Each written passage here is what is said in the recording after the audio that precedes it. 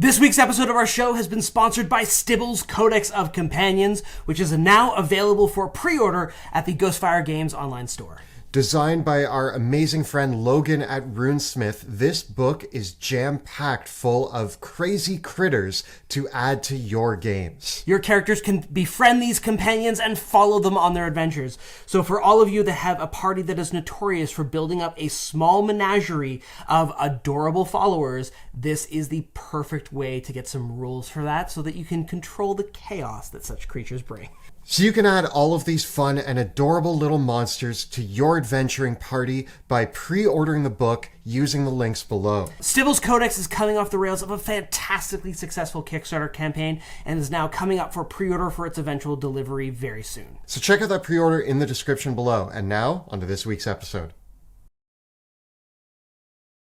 Greetings, my name is Monty Martin. And I'm Kelly McLaughlin. And we are the Dungeon Dudes. Welcome to our channel where we cover everything Dungeons & Dragons, including advice for players and guides for Dungeon Masters. We upload new videos on Tuesdays and Thursdays, so please subscribe to our channel so that you never miss an episode. Today, we're going to be tackling a topic that we have had many requests to talk about on this channel, and that is running games of Dungeons & Dragons for large groups. Groups typically involving 6, 7, 8, or more players. Now, you've probably heard from us that we prefer smaller groups, and if you watch our live play, we only have 3 players and a Dungeon Master. However, both Monty and I have ran home games for much larger groups for much longer campaigns.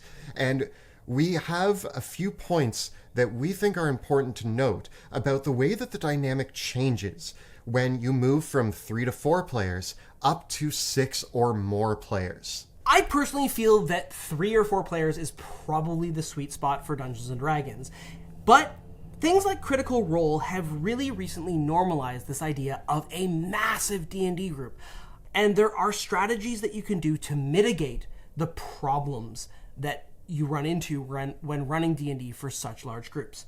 So today we're going to look at about 5 of these big problems that you can encounter when you are running D&D for large groups and how to mitigate them.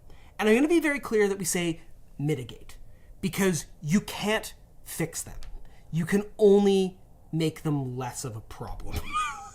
Yeah, there's a lot to discuss today regarding this topic, so let's get rolling. First and foremost, one of the most obvious problems that you run into with a large group is going to be scheduling. This is one of the most known nightmares. If you look anywhere in any Dungeons & Dragons format on the internet, you are going to see people talking about scheduling being the downfall of so many campaigns. The more players you have, the harder scheduling becomes. Strictly speaking, when you have a large group of players, you should have a consistent schedule and invite players to a group of that size based on their ability to make the consistent time. If your game night is 5 o'clock on Sundays or 7 o'clock on Thursdays, that is the time, that is when it happens. Don't change it. This allows people to kind of get used to a schedule. A schedule is easier to build when it's consistent and when the people can expect to go to a certain place at a certain time on the same day every week. It means that you're going to get less of this, okay, when is everybody available? I can do Wednesday and Thursday. I can do Friday and Saturday. I have tried that method. It never is solved. People are always busy all the time. People make plans at different points. But with a large group, you're going to get this combination of all these different personalities trying to figure out how to schedule for them. By being consistent, you make sure that everybody is aware of what to expect and when to engage. Now, for the solutions, one thing to keep in mind about a larger group is that it's actually not as much of a detriment if somebody can't make it. If you have 6 or 7 players and 1 or 2 of them can't make it, you still have a good group to play D&D with. But what about those players that are going to miss out? One of the ways to solve this problem is to simply run a much more episodic campaign. Have adventures that are closer to one-shots or slightly linked to each other, where at the beginning and end of every game session, the players start and stop at a base of operations, and that way if someone can't make it next week, their character's just back at home resting or engaging in some downtime activities. With big groups, I like to make sure that everyone always gets the same XP, no one falls behind in that respect. I don't punish people for not making it to the game session, but you just allow them to fade out and fade back in. If you are running a more story-based campaign, sometimes you just roll with it. If their character's not there, they're just kind of invisible and in the background for the next little while. And once they're back, they're there front and center. I don't usually have someone else play their character when they're not present. I am not a fan of that at all. I just have their character fade into the background. They're not participating. They're guarding the camp. Whatever explanation you need to be satisfied, you kind of hand wave it though. And there's actually a lot of benefits that can come from this sort of gameplay idea, especially with a large group. If you're doing a more episodic campaign style, which is probably a series of one-shots, and you can have your player characters play a certain organization or group. They are the Avengers. I'm going to use that as kind of a template here. The Avengers have their Avengers Tower, and for everything that's going on in the city of New York, they don't send out the entire Avengers squad. If one or two of them can't make it and have other things that they need to do, the team that is available and ready to handle it gets sent out on that mission.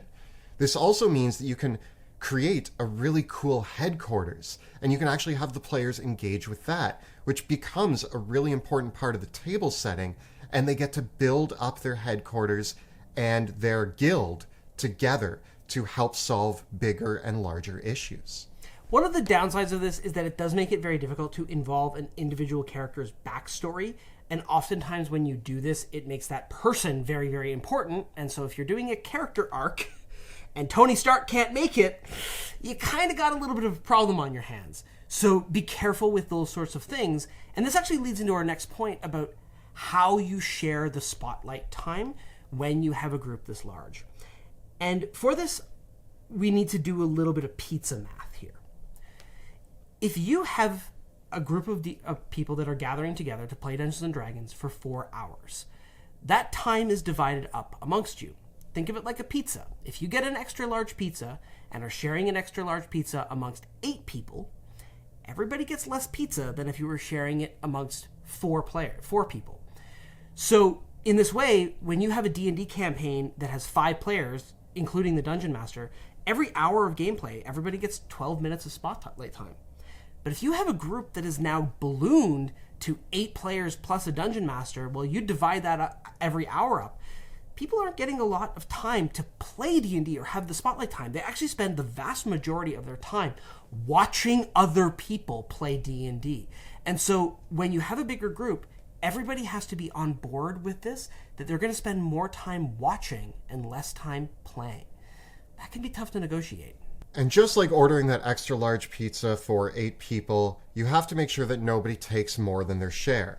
If the last person goes to grab their slices of pizza and they're all gone, they're going to be pretty upset. So just like that with the time, you need to make sure that each player gets a reasonable amount of spotlight time. It's going to be less than they would if they were a smaller group, but you want to make sure that the spotlight is shared. If somebody hasn't gotten a turn to say something in a while, actually offer the question to their character specifically to turn the spotlight to them. On the other hand, another point that I really like to use with larger groups for spotlight is to present situations and problems that need to be discussed amongst the entire group. And what you can do here is present the situation. They might start discussing it. And then after a few minutes of discussion, you say, let's go around the table and see what everybody thinks. And you give each person the opportunity to present what they think is going on and what they think might be the best course of action. Once everybody has spoken, they discuss again, and then they decide what the final outcome is. That is a great way to involve the entire team. So even the person who hasn't had their turn in 25 minutes still gets to engage with a decision and work as part of the group. Yeah, combat naturally enforces a turn order. But when you're not in combat with such a large group, you actually do want to think about, is everyone still taking turns? Is everyone still sharing the spotlight? I am personally not a fan of using a sand timer to do this. I think it's a little draconian, and honestly, I find it a hassle. Maybe that might work for your group. I just find that as the Dungeon Master, you kind of have to be the mediator or the camp counselor. You have to be watching for who hasn't talked for a while, who might be dominating the conversation. And you know your friends who you're playing with, you know who in your group dominates the conversation, and sometimes you might have to address it one-on-one and say, you know what, hey Kelly, you're kind of taking over all the role-playing. It's time to give Mikey a turn. I do that. It happens. It's part of the group dynamic. You have to know what your group dynamic is. And sometimes it means that you have to kind of massage it a bit. This whole thing actually moves right into our next point, which is about the social dynamic of a large group. You have a much more likely situation with a large group that there are people who are coming not necessarily just to play Dungeons and Dragons. They are more there to experience a group social setting. They're there to hang out with their friends and have a good time. But these people are going to be less likely to learn and understand the rules, be prepared for their turns in combat, or be able to engage in heavy role-playing. They're more there to crack a few beers, eat some chips, and make some jokes with some friends while engaging in a fun tabletop game, which isn't the wrong way to play D&D, but it is something to be aware of at a larger group table. One of the other things that can happen in the social dynamics of your group is that because players are spending more time waiting for their turns, they're often more likely to get distracted. They might start side conversations, go on their phones, start browsing Facebook, open up their laptops, and generally get more distracted and more disengaged from the action that is happening at the table. You might need to institute a phone ban at your table, which can really suck. You might need to shut down side conversations that are occurring between two people. And you really have to be vigilant for how is this dynamic working out? Is everybody still focused on the game? And the reality of it is that this is a battle that you are constantly fighting. When you don't have as much spotlight time, it is harder to pay attention when there's more time between your turns. It just is. And how you're going to navigate that with your group is going to be a challenge. Unfortunately, with this one, there isn't a clear-cut way to solve this issue. It is up to the players, each of them individually, to bring a sense of participation to the table. And if you are playing with a large group, you might need to broadcast this. And I have learned that you might need to broadcast this multiple times.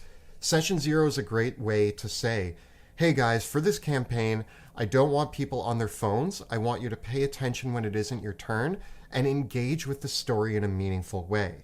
I say this at the beginning of any of my campaigns. I might need to turn to one of the players and say, hey, we're setting the scene right now. Would you mind paying attention? And what's really hard here is sometimes two people will be having a conversation about the game, which in a way is them contributing. But the fact that they've turned to each other and are just having this side conversation, even if it's like, what if I use this spell to manipulate that guy? And what if this happened? And they could be talking fully about their characters in the game. But if other things are happening at the table that are pushing the narrative forward and they're busy discussing what spells or abilities they might use, they might miss the flow of what's going on at the table. So even then, it is a problem that needs to be solved at the table. And if they want to discuss ideas, they should wait till the right moment to engage with that at the table. If you do have players in your group that are struggling to master the rules, you may want to appoint some of your more rules-savvy players to be their coach and to sit beside them during the game, to be ready to help them for their turn and explain rules for them, or just to be the person that goes, that's where your attack bonus is on your character sheet. So as we talk about slowing down the game, we move on to our next point, which is an aspect of D&D that will always be slowed down by more moving parts, more players, and that is going to be combat. Combat in itself is a very slowed down part of Dungeons & Dragons. It's both the most exciting and the slowest. It's weird how that works out. Everything that's happening at the table is happening in a few seconds in our imaginations. But the more people that you add in, the more time it takes for each person to take their turn. My rule of thumb here is that you as the DM need to diminish how long you are taking by being ultra prepared. And there's a few tips on that. That way you can give more spotlight time and more time to the players to figure out what they are doing on their turns. This is one of those problems, though, that really is hard to solve because as you get a larger group of players, you often need to have a larger group of enemies to challenge them. So it is exponentially bad. One of the things that a big group of players can do is they can dogpile a villain in a way that a smaller party can't. One of the really simple ways to solve the issue of, I have a party of 8 characters is Well, now I have a dragon plus a small army of kobolds. But that doesn't change the fact that that dragon is actually balanced to survive the assault of 4-player characters. And so 8-player characters can probably do some good battlefield control on those kobolds and totally dogpile the dragon. And that dynamic is completely shifted. So encounter balance just gets knocked out the window. It is really hard to do, and there is no hard and fast rule for doing this. It's really going to depend on the dynamic of your group. Because yeah, if you have a party that has a wizard, a sorcerer, a light domain cleric, and a Pact of the Fiend warlock, well, now you've got 4 characters in your party that can carpet bomb the battlefield with fireball. There goes your kobolds. There goes most of your encounters. And it becomes really hard to balance that. And so it is just a persistent challenge. I don't think that there's any magical solution for doing this. You just kind of have to be on point with it. And it just gets worse and worse and worse, because the obvious solution is, hey, let's add more hit points to all the monsters. And in so doing, now combat's taking longer. It's just this awful seesaw. There's a few tricks that I use when I'm dealing with a larger group. Number one is, if your group goes past 5 people, I switch to static damage. All of the monsters in the monster manual and elsewhere, you can find that next to how many dice you roll for their damage is a number. And that number is the static damage, the average damage that they do. For bosses and big, scary monsters like a dragon's breath weapon, I'm probably going to roll for that because it's exciting.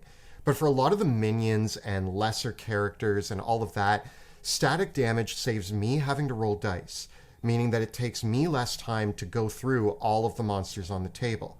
My other piece of advice is, yes, you want multiple targets. If you have the dragon and the kobolds, they are going to just dogpile the dragon and kill it. Add more monsters, but don't add too many different types of monsters.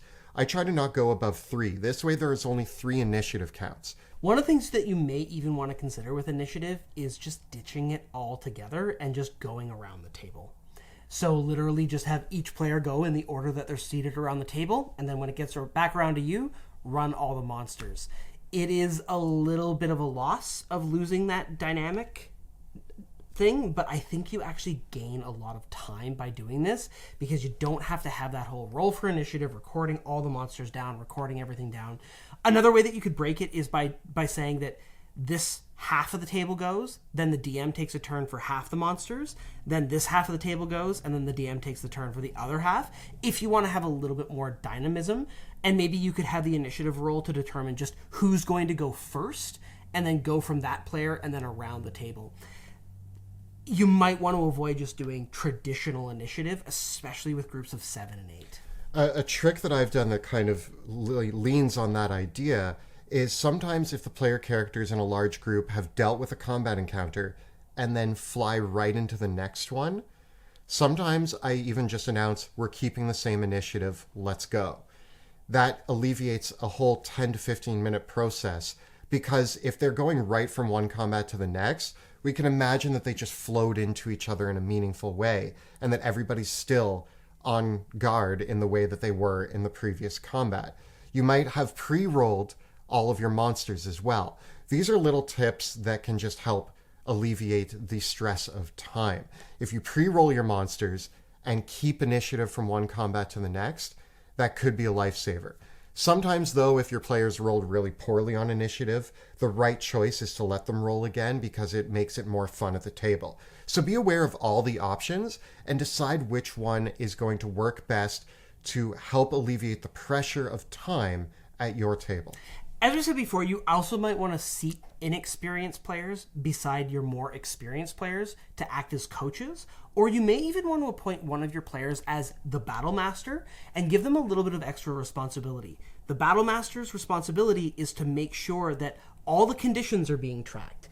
They're the ones that's supposed to remember who's concentrating on spells, so that all these finicky conditions and status effects and all those weird things that you have to track in combat, you appoint a deputy from one of your players to help you keep on top of all that, especially with all the effects that are going around amongst your players. If you do have a sharp player in your group that maybe has experience as a dungeon master or is a bit of a rules lawyer, they might actually really enjoy being responsible in this way and helping you manage out things in combat. Also, as a dungeon master, when you're running for a large group, you may want to stick to simpler monsters more often and avoid using multiple groups of spellcasting enemies or multiple monsters that have tons of special rules. If you're using monsters that just make one attack and can do a really, really fast turn, that can really be an important factor, more so than even just restricting yourself to only a couple types of monsters. Just like combat, another thing that can slow down a lot in a game of Dungeons and Dragons is tactical discussion. The more people that you have in the group, the more opinions there are going to be on what to do next. You're going to end up with a war room table. There's no yelling in the war room. And they're all going to be yelling at each other. I'm pretty sure we actually ended up in scenarios where half the table was yelling against the other half because we couldn't agree on what to do next. We actually implemented a rule that I've grown to love for a large group. And that is that every night when we sit down, we elect who the party leader is. If there is a disagreement at the table about a tactical decision that needs to be made, they turn to the party leader and say, you get to make the decision. And each person pleads their case, and the party leader makes the final call. Every night, we change up who the party leader is. If you have somebody at your table who is the Captain America of the group and the party loves listening to their ideas and thinks that they are the best decision maker, then they might become that party leader. But if a lot of people are arguing over my idea is better, if you have the Tony Stark and the Captain America, well, now you're going to have to pass that leadership around to decide who's going to make the call. Within this, you may also want to draw inspiration again from that appointing the battle master, appointing the party leader, and you may want to have people that have specific roles of helping things out during play. You might even want to grease the wheels socially as well. You might decide that maybe one player's job is to be in charge of the snacks and making sure that everyone is well fed. You might want to make sure that there's one person in your group that is actually responsible for just saying, hey, everybody, it's break time. We're going to take 20 minutes, stop, everybody takes a bathroom break, and manages people leaving the table. Because with a big group of players, there's going to be people that just walk away from the table too, right? That just don't partake in that way, and they have to go get a snack. They have to go to the washroom. And so you could have someone whose job is just to make sure that that is all being managed and kept on top of, so you don't have to worry about that as a dungeon master. With a big group, it is okay to ask your players to take more responsibility for making sure that things move smoothly. It can't be your sole job because it is exhausting to do that. And if you find that your players aren't supporting you as a dungeon master when you have such a large group, that's when you really need to have a conversation. Because I think that that's the hardest thing about doing it, is there's nothing worse than running a game of D&D for a big group of people that don't appreciate it. As a final note, one thing to consider when you're looking at a large group is if you have hit 8 or more people, you might be looking at a prime opportunity to divide the group. There's ample space here for 2 groups of 4 players, which might flow a lot better. The question then becomes on, do you have time to run 2 games? But if you are dealing with a large group and you are feeling crushed by the stress and burden of trying to navigate the situations that we've presented in this episode, the right choice might be to lower the number of players at the table, because less players means more time for everybody, and it does mean that everybody gets a chance to participate in a stronger fashion, which means that even the DM gets that chance to breathe a little and participate even more in the game that they are creating. And sometimes that's the right choice. It can be an agonizing one. I will say that one of the things that has happened nowadays is that when a person says that they want to run a game of Dungeons & Dragons, players come out of the woodwork. I've talked to people who introduce a few friends at work or at school to Dungeons & Dragons, and all of a sudden a new dungeon master finds themselves with a group of 8, 9, 10, 11, 12 players because rumor got around that so-and-so's running a game of D&D. If you are a new dungeon master, you should really consider cutting it off at 5. I personally, I did it. My first D&D game I ran for 8 people, and it was a mistake. Really think about how many people you want to invite that first time around. And also, particularly when everyone is new to the game, it can often be a better experience and a better introduction to the hobby in a smaller group of players. There is this phenomenon of having people that just want to get involved in playing D&D because they want to be part of this whole social interaction. And one of the ways to navigate that is that perhaps the solution is not to run D&D for all 12 people, but maybe to once a month have a board game night where you play a board game that is well suited for a very large group of people and invite everybody. But then the other nights of the month, it's just the D&D night where just the D&D players come together. So just because you got a lot of nerdy friends doesn't necessarily mean that everybody has to be involved in the D&D night, particularly if the interest is middling from a few of those participants. They might be perfectly happy just playing board games. So this has been our tips for running D&D for large groups. If you have any tips that we missed or have any advice that you think you could share on how to navigate large groups of Dungeons & Dragons, tell us about them in the comments below.